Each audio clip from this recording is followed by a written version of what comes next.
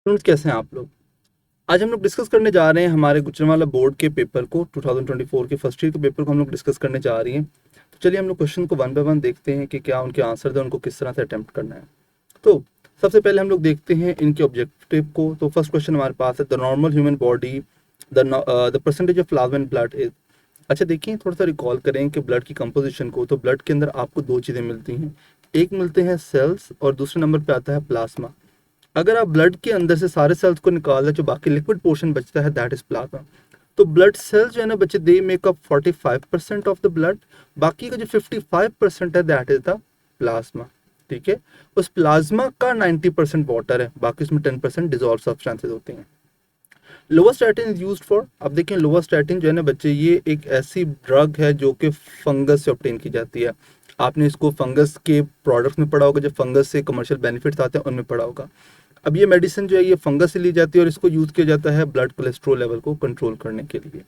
अच्छा, in most of the sponges the outer layer of body wall is made up of. अब देखिए sponges के अंदर ना आपको बॉडी में दो लेयर नजर आती हैं। एक जो बाहर की लेयर होती है वो बनती है पिनेकोसाइट से, जिसको बोलते हैं पिनेकोडर्म। पिनेकोसाइट से बन रही है इसलिए इसको नाम देते हैं पिनेकोडर्म। और जो इनर लेयर होती है उसको कहते हैं क्वेनोडर्म, जो कि क्वेनोसाइट से मिलकर बनती है, जो कि कॉलर सेल्स होते हैं।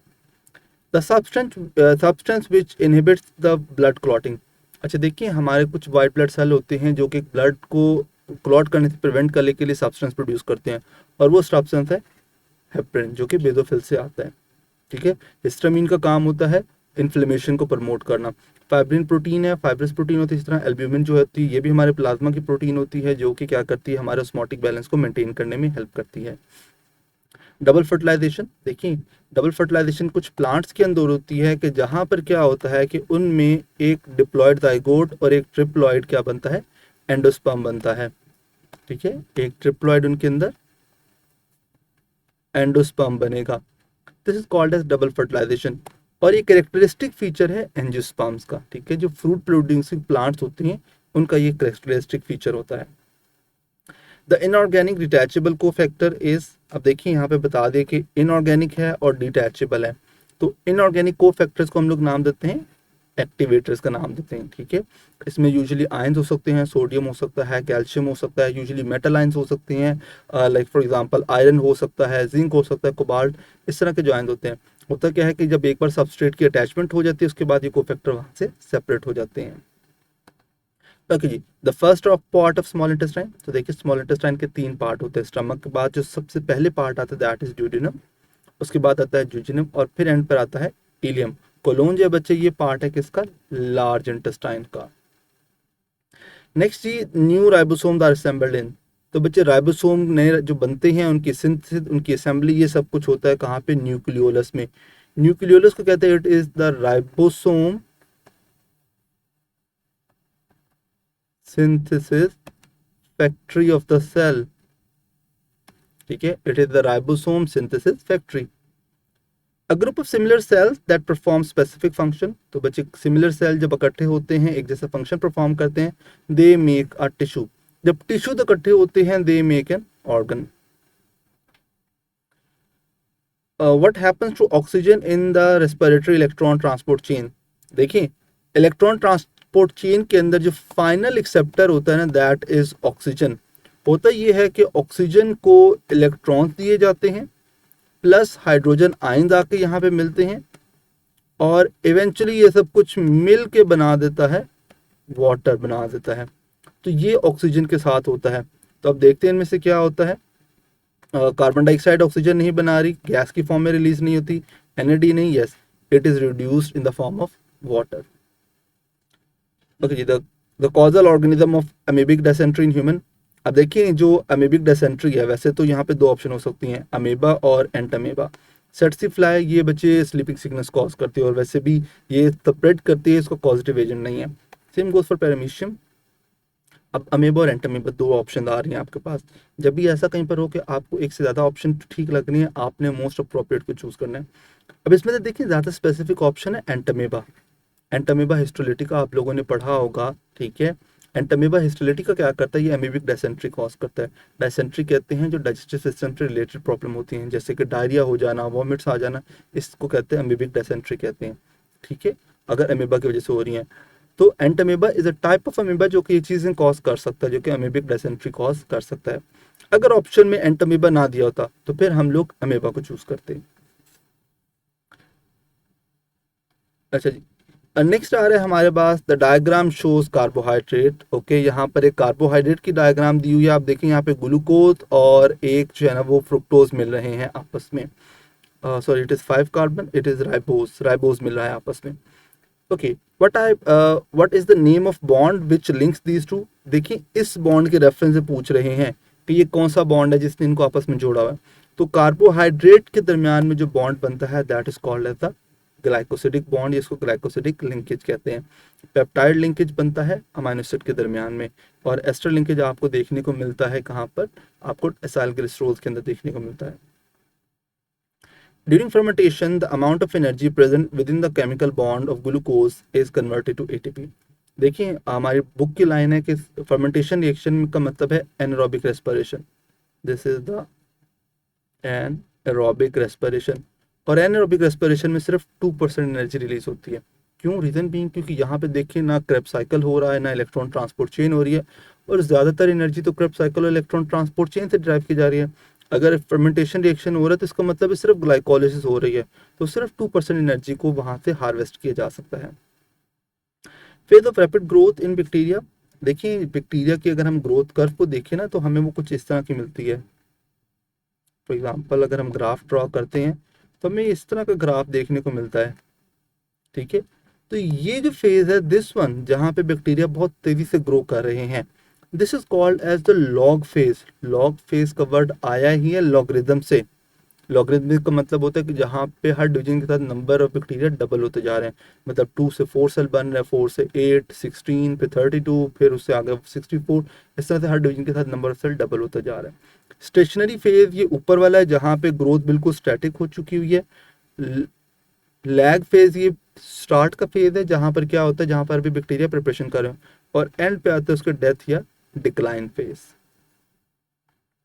Okay ji, retrovirus have a typical enzyme that can convert their RNA into DNA। ठीक है, अब देखिए डीएनए से आरएनए बनने के प्रोसेस को नाम देते हैं ट्रांसक्रिप्शन।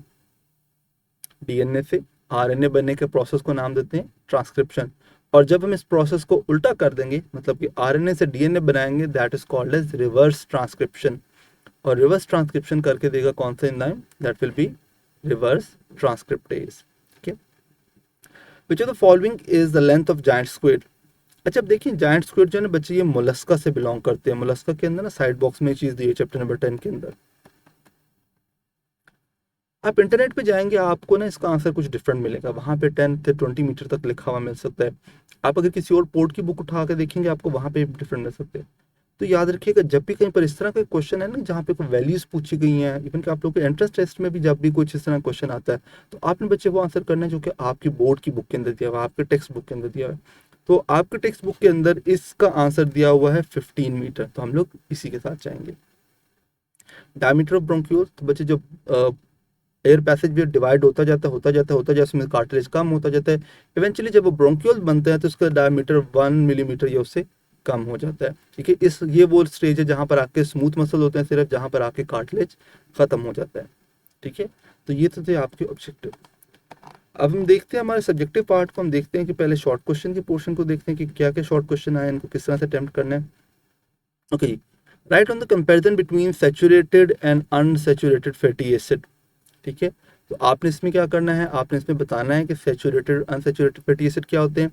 सैचुरेटेड फैटी एसिड वो होते हैं जिसमें कार्बन और कार्बन के दरमियान कोई भी डबल बॉन्ड नहीं होता, जबकि अनसैचुरेटेड के अंदर कार्बन और कार्बन के दरमियान में आपको डबल बॉन्ड या ट्रिपल बॉन्ड मिल जाएंगे। ठीक है, सैचुरेटेड फैटी एसिड क्या होते हैं, they are usually solid at room temperature, जबकि अनसैचुरेटेड जो होते हैं they are liquid at room temperature. तो ये 2 पॉइंट्स आपने लाजमी बताना है, और अगर हो सके तो फिर आपने इनकी एक एक एग्जांपल भी देनी है, जैसे कि पाल्मिटिक एसिड और ऑलिक एसिड हो गया। What is the effect of enzyme concentration on the rate of reaction. अच्छा देखिए यहाँ पे आपसे पूछा गया है कि एंजाइम कंसंट्रेशन क्या करेंगे। आपने यहाँ पे दोनों चीज़ें बतानी है। सबसे पहले तो बताना है कि अगर रिएक्शन होता जा रहा है आपने क्या करना है कि जब आप एंजाइम डालेंगे तो रेट ऑफ रिएक्शन इंक्रीज करता जाएगा। रेट ऑफ रिएक्शन बढ़ता जाएगा, एंजाइम रिएक्शन के साथ साथ रेट ऑफ रिएक्शन बढ़ता जाएगा, इंक्रीज करता जाएगा। लेकिन एक पॉइंट तक आकर जब एंजाइम इनफ क्वांटिटी में हो जाएंगे, उससे फर्दर जब आप बढ़ाएंगे तो rate of reaction further increase करना बंद हो जाएगा। क्यों? क्योंकि एंजाइम ज्यादा हो गया और सबस्ट्रेट कम रह गया है। Why some enzymes are produced in inactive form? Give one example. अच्छा देखिए, हमारी बॉडी के अंदर ना कुछ एंजाइम्स होते हैं जिनको इनएक्टिव फॉर्म में प्रोड्यूस किया जाता है, ठीक है। इनको हम लोग कहते हैं प्रो एंजाइम्स। यूजुअली ये ऐसे एंजाइम होते हैं जो कि किसी ना किसी सेलुलर कंपोनेंट को डैमेज कर सकते हैं। जैसे कि इसकी बड़ी कॉमन एग्जांपल है प्रोटीएसेस, फॉर एग्जांपल पेप्सिनोजेन। पेप्सिन आपको पता है, आपने डाइजेस्टिव सिस्टम में पढ़ा होगा कि पेप्सिन क्या करता है कि वो प्रोटीन को डाइजेस्ट करता है। अगर उसको एक्टिव फॉर्म में प्रोड्यूस करेंगे तो बच्चे हमारे अपने जो सेल के अंदर प्रोटीन है, सेल मेम्ब्रेन की प्रोटीन है, उनको डैमेज करना शुरू कर देगा। इसलिए उसको इनएक्टिव फॉर्म में प्रोड्यूस किया जाता है, वहां से निकाल के जब वो स्टमक के अंदर जो स्पेस है, कैविटी है, वहां पर आता है, फिर उसको एक्टिव किया जाता है ताकि वो सेल्स की अपनी प्रोटीन को डैमेज ना कर सकें। So enzymes are produced in inactive form to protect the cells from damage. ये इसका आंसर होगा। फॉर एग्जाम्पल में आप लोगों ने उसके पेप्सिन, पेप्सिनोजिन की बता सकते हैं, या ट्रिप्सिनोजिन और ट्रिप्सिन की एग्जाम्पल आप बीच में दे सकते हैं। अच्छा जी, नेक्स्ट है हमारे पास define induced fit model of the enzyme and who proposed it. अच्छा देखिए, एंजाइम को लेकर ना दो मॉडल प्रोड्यूस किए गए थे। एक था lock and key model, according to which the active site is rigid, जबकि ये दूसरा मॉडल जो था इंड्यूस फिट मॉडल, इसके अकॉर्डिंगली क्या था कि जो एक्टिव साइट है वो रिजिड नहीं होती बल्कि क्या होती है, इट इज फ्लेक्सिबल। ठीक है, ये मॉडल दिया था डैनियल कॉशलैंड ने। तो आपने इसकी स्टेटमेंट लिखनी है that active site is flexible site, और उसके बाद क्या होता है कि जब सबस्ट्रेट बाइंड करता है तो एंजाइम चेंजेस इट्स शेप और फिर वो प्रोडक्ट में कन्वर्ट करते हैं सबस्ट्रेट को। ये बताना और फिर बताना है कि डैनियल कॉशलैंड ने इसको प्रपोज किया था। What are micro sorry compare obligate parasite with facultative parasite. देखिए, दो तरह के पैरासाइट्स हो सकते हैं, ऑब्लिगेट और फैकल्टेटिव। ऑब्लिगेशन का मतलब होता है कंपल्शन, फैकल्टेटिव का वर्ड का मतलब होता है यूजुअली फैसिलिटी। ऑब्लिगेट पैरासाइट ऐसे पैरासाइट होते हैं जिनके लिए लाजमी होता है कि वो होस्ट के साथ रहें। अगर आप उनको होस्ट की बॉडी से दूर लेके जाएंगे तो वो मर जाएंगे। ऐसे पैरासाइट को कहते हैं ऑब्लिगेट पैरासाइट। फॉर एग्जांपल, जो हमारे पेट में कीड़े, जो लोगों के, इंसानों के पेट में कीड़े प्रेजेंट होते हैं, लाइक वर्म्स हो गए, पिन वर्म्स हो गए, हुक वर्म्स हो गए, दे आर ऑब्लिगेट पैरासाइट। अगर आप उनको बॉडी से बाहर निकालेंगे they will die. On the other hand facultative parasite, जिनके लिए ज़रूरी नहीं है कि वो हमेशा होस्ट के साथ चिपके रहें। फूड लेने के लिए आए, फूड ली और अलग चले गए, होस्ट के बगैर वो मरेंगे नहीं अगर आप उनको होस्ट की बॉडी सेपरेट करेंगे। For example mosquito. यूजुअली जो एंडोपैरासाइट्स होते हैं दे आर ऑब्लिगेट पैरासाइट, और जो एक्टोपैरासाइट्स होते हैं they are facultative parasites. What is mycorrhiza, give their importance. अच्छा जी, अब देखिए माइकोराइजा के बारे में पूछा गया है। माइकोराइजा जो है, this is an association between fungi plus an autotroph, और वो ऑटोट्रॉफ कौन सा है, that is the plant roots. Fungus और प्लांट रूट के दरमियान में जो बनने वाला रिलेशनशिप है that is called as mycorrhiza. अब इसमें बेनिफिट क्या होता है कि फंगस को न्यूट्रिएंट मिलते हैं प्लांट से, इन रिटर्न फंगस क्या करता है, उसको अब्जॉर्प्शन में हेल्प करता है। खास तौर पे जो मेटल आयन होते हैं उनको अब्जॉर्ब करने में फंगस हेल्प करता है। तो ये इसकी इंपॉर्टेंस है। ओके जी, give two comparison between protostome and deuterostome with example. सिर्फ दो पूछे गए हैं आपसे, तो आपने सिर्फ दो ही बताने हैं। तो पहला कंपैरिजन ये कि बच्चे, प्रोटिस्टोम के अंदर ब्लास्टोपोर से माउथ बनता है, जबकि डिटेरोस्टोम के अंदर ब्लास्टोपोर से एनएस डेवलप होती है। फिर प्रोटिस्टोम के अंदर जो है वो क्लीवेज इनडिटर्मिनेट होती है, जबकि डिटेरोस्टोम के अंदर क्लीवेज क्या होती है, सॉरी प्रोटिस्टोम के अंदर क्लीवेज जो होती है वो डिटर्मिनेट होती है, जबकि डिटेरोस्टोम के अंदर जो क्लीवेज होती है वो क्या होती है, वो इनडिटर्मिनेट होती है। और प्लस आपने एक एग्जांपल दे देनी, जैसे कि जो वर्टिब्रेट्स हैं वो सारे डिटेरोस्टोम में आ जाते हैं, जबकि अर्थवर्म, मोलस्क के जितने भी इनवर्टिब्रेट्स हैं ये सब प्रोटिस्टोम के अंदर आ जाते हैं। तो ये, और अगर आपको डाउट होता है कि नहीं मेरा कोई पॉइंट गलत हो सकता है, तो फिर आप दो के बजाय 3 पॉइंट आंसर में लिख सकते हैं। Define placenta, what are its function. तो बच्चे ये चैप्टर नंबर 10 में से क्वेश्चन है। एनिमल को थोड़ा सा रिकॉल करें कि एनिमल मैमल्स के अंदर हम लोग कैटेगरीज जो करते हैं, मैमल के जो सब क्लासेस हैं उसमें से एक है प्लेसेंटल मैमल। तो placenta is a connection between foetus and the mother body, और इसका फंक्शन क्या होता है कि बच्चे फीटस को न्यूट्रिएंट प्रोवाइड करता है, ये इसका मेन फंक्शन होता है। How echinoderms are related to chordates. अच्छा देखिए, इकाइनोडर्म्स वैसे तो बड़े सिंपल ऑर्गेनिजम्स हैं, लेकिन इनको हायरार्की में बहुत ऊपर प्लेस किया जाता है, इन्वर्टिब्रेट में सबसे ऊपर प्लेस किया जाता है। उसका रीजन क्या है? Because these echinoderms are deuterostomes. आपने ये रीजन देना है कि इकाइनोडर्म्स आर ड्यूटेरोस्टॉर्म्स, और इसी तरह से जो कॉर्डेट्स हैं they are also deuterostome. It means they follow the same development pattern, इसीलिए क्या किया जाता है, इकाइनोडर्म्स को इतना ऊपर प्लेस किया जाता है।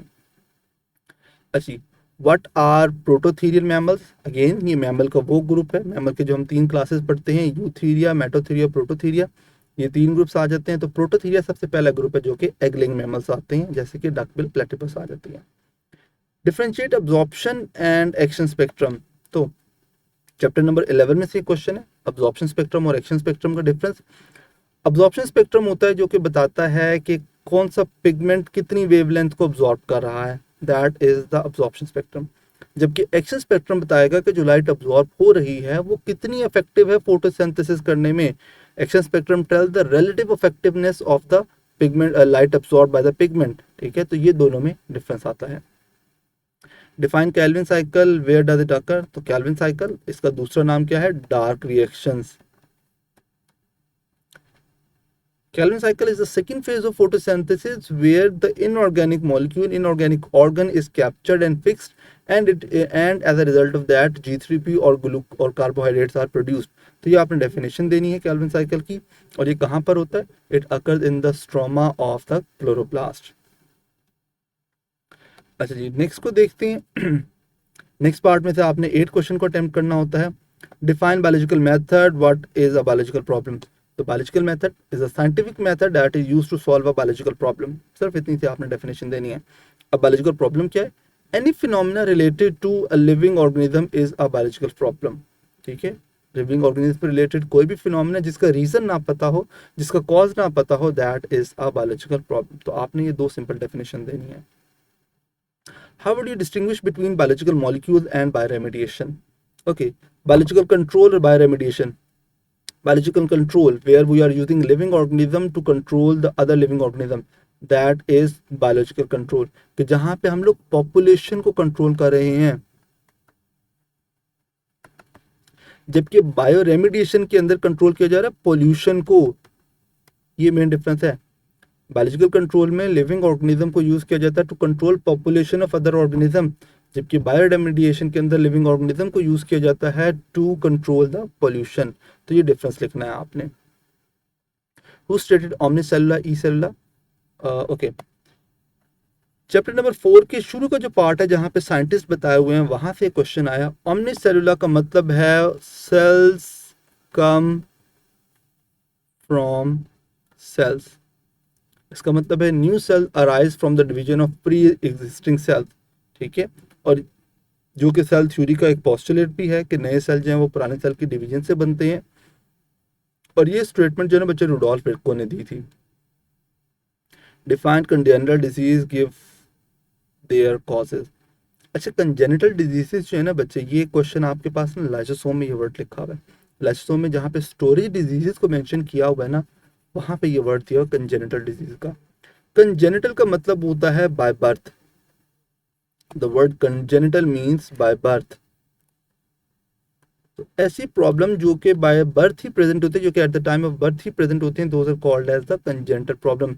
जैसे कि इस एग्जांपल में आ जाती हैं स्टोरेज डिजीजेस, टे सेल डिजीज हो गई, उसके अलावा ग्लाइकोजेनोसिस टाइप 2 हो गई।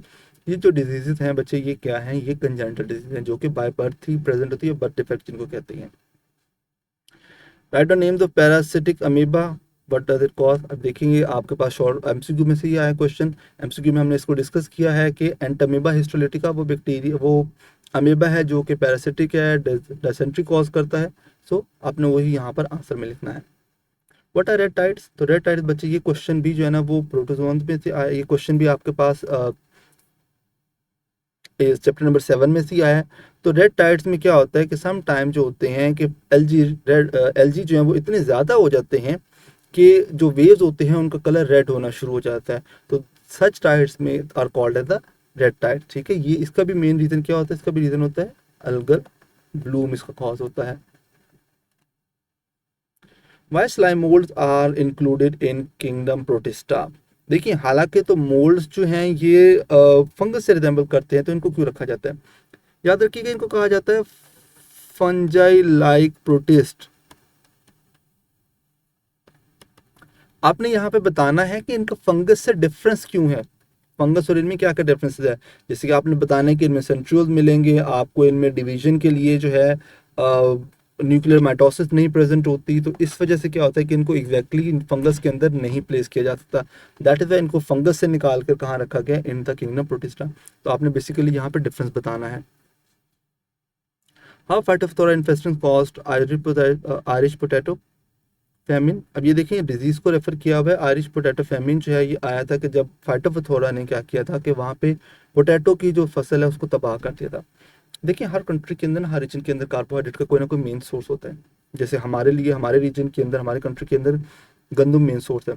अगर कुछ ऐसा हो कि सारे पाकिस्तान की गंदम खत्म हो जाए या गंदम डिस्ट्रॉय हो जाए पूरे रीजन की, तो हम लोग यहाँ पे भी क्या आ जाएगा। इसी तरह से देखिए बांग्लादेश, श्रीलंका या नॉर्थ इंडिया जो है, साउथ इंडिया जो है सॉरी, वहाँ पे चावल मेन सोर्स है कार्बोहाइड्रेट का। ठीक है, तो हर कंट्री में कुछ ना कुछ डिफरेंट सोर्स होते हैं। आयरलैंड के लिए potato was the main source.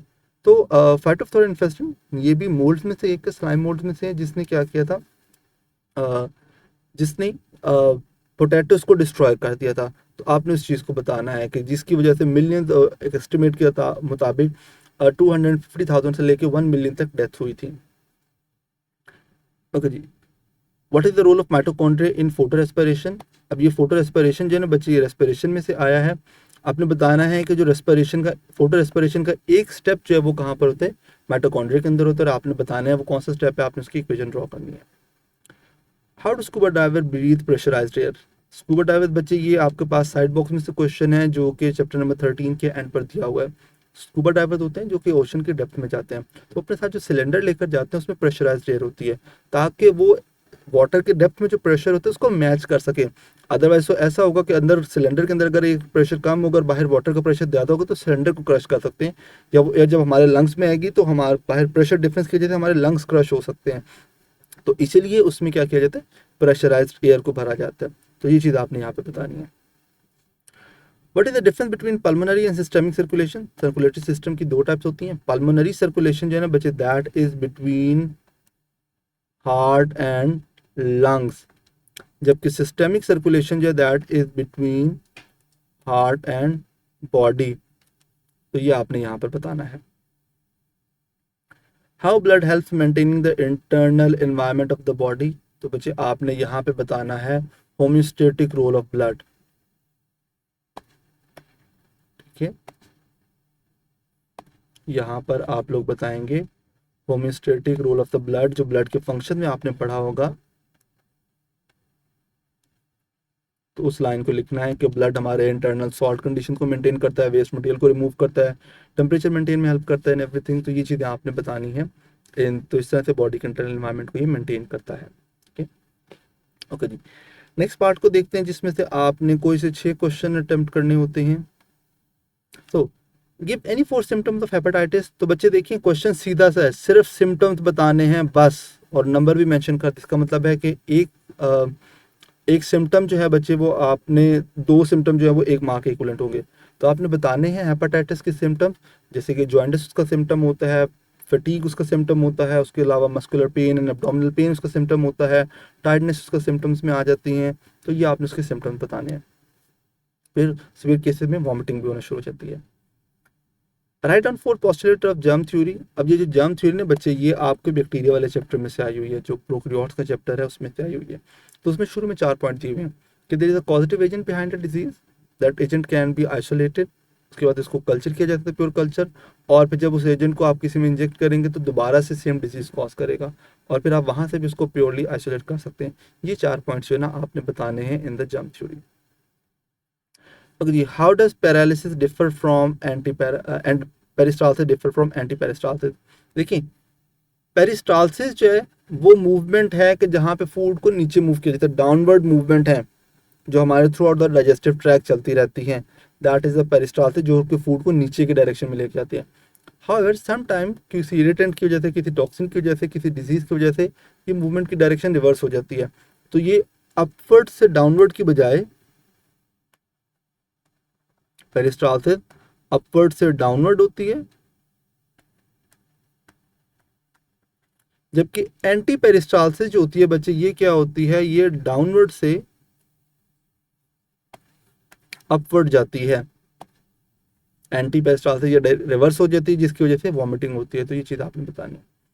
Clarify the terms विलाय and माइक्रोविलाय। अच्छा देखिए, हमारे इंटेस्टाइन के अंदर आपको बहुत सारी स्मॉल फिंगर लाइक प्रोजेक्शन मिलेंगी इस तरह से, दीज आर कॉल्ड एज विलाय। ठीक है, दीज आर कॉल्ड एज विलाय।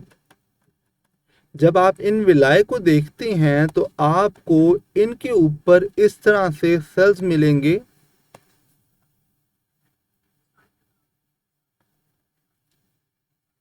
जिनके ऊपर इस तरह से छोटी छोटी एक्सटेंशन प्रेजेंट होंगी। These are called as microvilli. ठीक है, तो इन दोनों का पर्पस क्या होता है, इन दोनों का पर्पस होता है सरफेस एरिया को इंक्रीज करना। तो ये आपने इसके आंसर में बताना है। What are the symptoms of nitrogen deficiency in plant. तो आपने बताना है कि nitrogen deficiency, nutrient deficiency chapter number 14 के शुरू के पार्ट में से है कि न्यूट्रिएंट डेफिशिएंसी अगर प्लांट को तो क्या होगा। तो अगर नाइट्रोजन डेफिशिएंसी होती है तो एक में तो उसमें क्लोरोफिल डेवलप नहीं होगा, उसकी स्टंटेड ग्रोथ होगी और अर्ली एजेस में उसकी डेथ हो जाएगी। Define double fertilisation.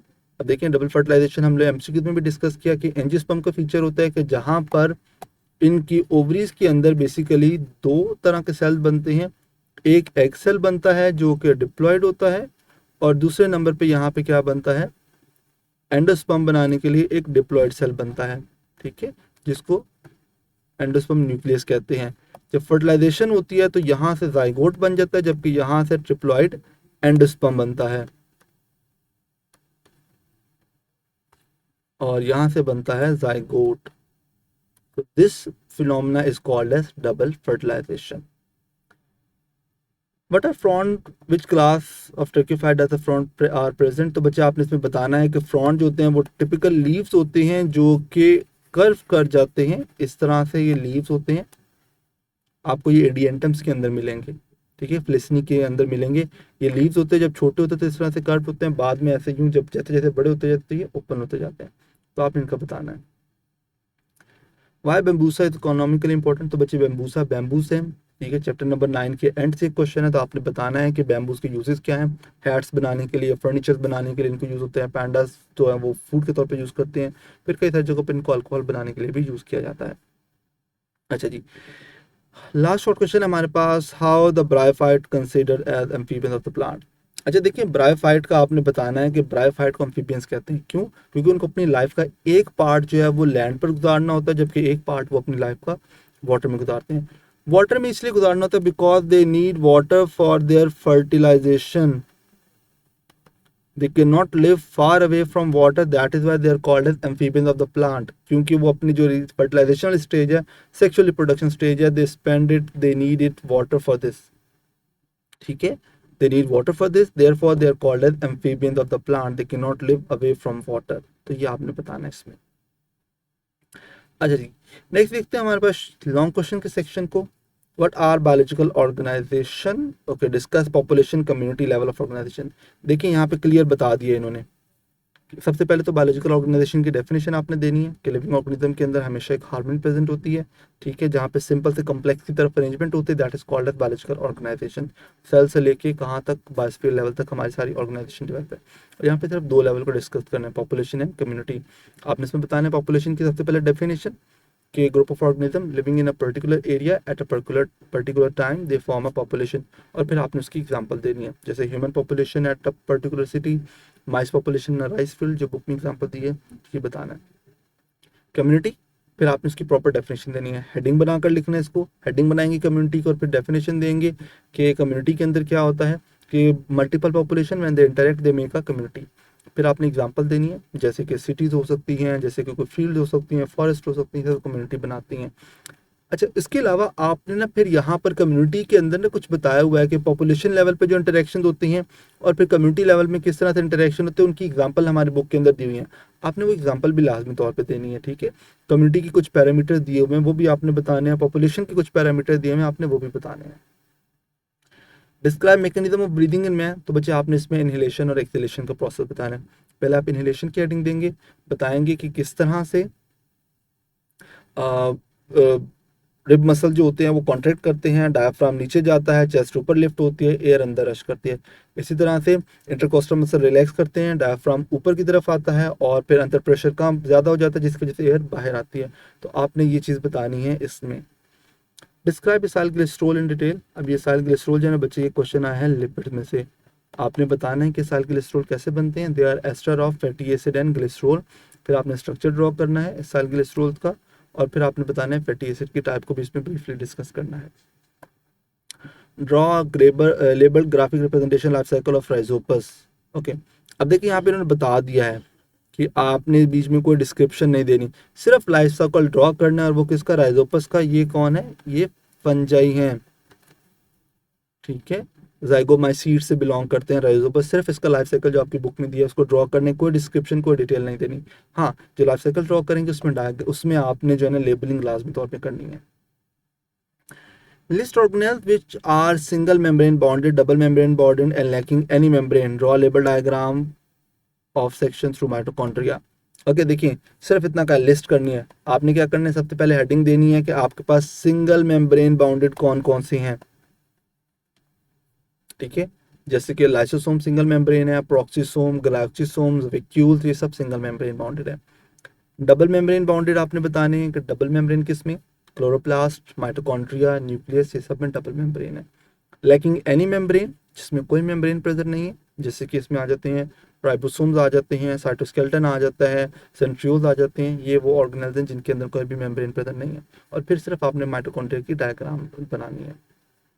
Okay, discuss the following disorder. अब देखिए डिसऑर्डर बताया, जब भी कहीं पे डिसऑर्डर आता है ना बच्चे, तो उसको सॉल्व करने का पैटर्न होता है कि आपने उसका कॉज बताना है, आपने उसके सिम्टम बताने हैं, और फिर आपने उसका बताना है ट्रीटमेंट। जब भी कोई भी डिसऑर्डर आता है तो आपने यही पैटर्न फॉलो करना है। तो सबसे पहले बताएंगे फूड पॉइजनिंग का कॉज क्या होता है, ठीक है, टॉक्सिन की वजह से होती है। सिम्टम में आपने बताना है कि वॉमिटिंग होती है, सीवियर डायरिया होना शुरू हो जाता है, और फिर ट्रीटमेंट आपने इसका बताना है। इसी तरह से पाइल जो भी डाइजेस्टिव डिसऑर्डर में थे, आपने सबसे पहले इसका कॉज बताना है कि होती क्यों है। जब वेन्स टॉर्चरस हो जाती हैं, जब वेन उलझ जाती हैं या ब्लड वेसल उलझ जाती हैं, सिम्टम इसके आ जाता है कि ब्लीडिंग होती है, रेक्टल ब्लीडिंग होती है, फिर इसके साथ ब्लड आता है, और फिर ट्रीटमेंट आपने इसका बताना है। एंटी हेमरॉइड मेडिसिन यूज की जाती है। नेक्स्ट है जी define species, discuss binomial nomenclature with the biological classification of pond. देखिए स्पीशीज की definition, group of organism that can interbreed freely in nature and produce fertile offspring, that is a species. फिर आपने बताना है कि binomial nomenclature क्या होता है, कि आपको वो सारा कुछ बताने की जरूरत नहीं है कि क्यों जरूरत थी, डिटेल देने की जरूरत नहीं है। सिर्फ ये बताना है कि पास में कॉमन नेम चलते थे जिसकी वजह से कंफ्यूजन होती थी, कोई एक दो एग्जांपल देनी है आपने, और फिर सीधा आ जाना है कार्लस लिनियस के काम पर आ जाना है। क्वेश्चन डिवाइस किया था system to name scientific names to the organism, to give scientific names to the organism. और फिर आपने उसके रूल बताने हैं कि लैटिन से लिए जाते हैं। एक नेम जीनस होता है, एक स्पीशीज होता है, दोनों को इटैलिक्स में लिखा जाता है, और फिर आपने उसकी एग्जांपल देनी है। और एंड पे जो बुक में टेबल बना हुआ है शुरू में ही, चैप्टर नंबर आपके 5 में टेबल एक बना हुआ है कि बायोलॉजी कौन की क्लासिफिकेशन का, वो टेबल आपने ड्रॉ करना है। Define blood, how red blood cell and white blood cell are developed from the stem cell in the bone marrow. अच्छा देखिए यहाँ पे ना ब्लड सेल्स के बारे में उनकी टाइप्स की डिटेल नहीं पूछी, उनकी फॉर्मेशन पूछी हुई है, ठीक है। तो आपने क्या करना है, सबसे पहले बताना है कि ब्लड क्या है, कि हमारा सर्कुलेटरी फ्लूइड होता है, उसकी थोड़ी सी कंपोजिशन बताइएगा कि 55% इसमें प्लाज्मा है, 45% सेल है। फिर आपने एक डायग्राम बनी हुई है, वो डायग्राम यहाँ पर बनानी है कि किस तरह स्टेम सेल से डिवीजन होती है। पहले जो हमारे पास वो प्रीमेच्योर ब्लड सेल बनते हैं, फिर उसके बाद क्या होता है, जो स्टेम सेल होते हैं ब्लड सेल फॉर्मिंग सेल बनते हैं, फिर उनकी डिवीजन होती है, फिर वाइट सेल्स के बनते हैं सेल्स, फिर रेड ब्लड सेल्स के बनते हैं, पहले जो है एरिथ्रोब्लास्ट बनते हैं, फिर इसी तरह से वहाँ से एरिथ्रोसाइट बनते हैं, इसी तरह से एक ग्रेन्यूलोसाइट और ग्रेन्युलोसाइट्स बनते हैं। ये चीज़ें आपने इसमें बतानी है। Discuss habitats, occurrence, structure and reproduction of nostoc। अब देखें ये नॉस्टॉक जो है ना, ये बच्चे बैक्टीरिया वाले चैप्टर में से क्वेश्चन है, उसके एंड पर दिया हुआ है, साइनोबैक्टीरिया में से क्वेश्चन है। तो आपसे क्वेश्चन में स्पेसिफाई कर दिया गया है ऑलरेडी कि क्या क्या चीज़ें डिमांड की गई हैं। तो आपने बताना है कि हैबिटेट इनका एक्वेटिक होता है, कहाँ पे प्रेजेंट होते हैं, यूजुअली फ्रेश वाटर में या फ्रेश वाटर बॉडीज के आसपास प्रेजेंट होते हैं। स्ट्रक्चर आपने इनका ड्रॉ करना है, ठीक है। वो इस तरह का हमारी बुक के अंदर स्ट्रक्चर दिया हुआ है कि जिसमें नॉस्ट्रॉक के सेल्स दिखाए हुए हैं और किस तरह इसमें हेट्रोसिस्ट होता है। फिर उसके अलावा इसमें आपने बताना है कि रेस्टिंग स्पोर भी होता है, हेट्रोगोनिया क्या होता है, और फिर रिप्रोडक्शन बतानी है कि एसेक्सुअल रिप्रोडक्शन होती है, फ्रेगमेंटेशन के थ्रू होती है, ये सब आपने बताना है। Explain respiratory electron transport chain, अब ये इसमें से चैप्टर नंबर 11 में से एंड पे क्वेश्चन है।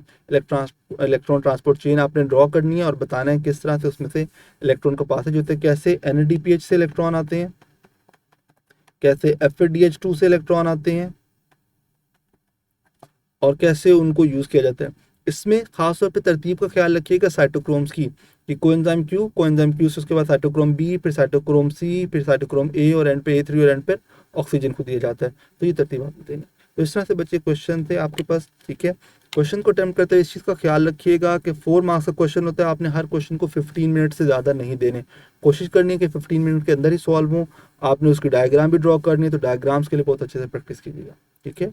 तो आज के लिए इतना ही रखते हैं, नेक्स्ट टाइम इंशाल्लाह हम लोग अपना अगला पेपर डिस्कस करेंगे।